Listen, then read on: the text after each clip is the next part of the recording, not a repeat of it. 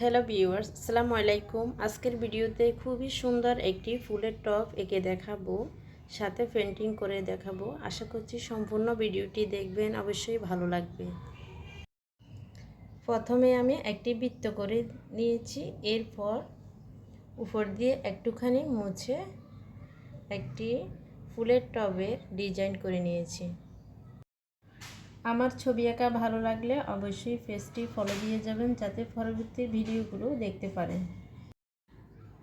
টবটির উপরে সুন্দরভাবে আঁকাবাঁকা করে ডিজাইন করে নিচ্ছি, দেখতে ভালো লাগবে। এখন সম্পূর্ণ ছবিতে আমি কালার করে নেব। এভাবে ছবি আঁকলে আপনি আপনার ছোট বাচ্চাকেও শেখাতে পারবেন দেখে দেখে।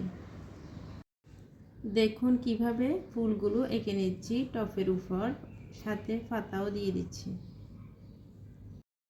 আর এভাবে সম্পূর্ণ ছবিটি এঁকে নিব, সাথে কালার করে নেব।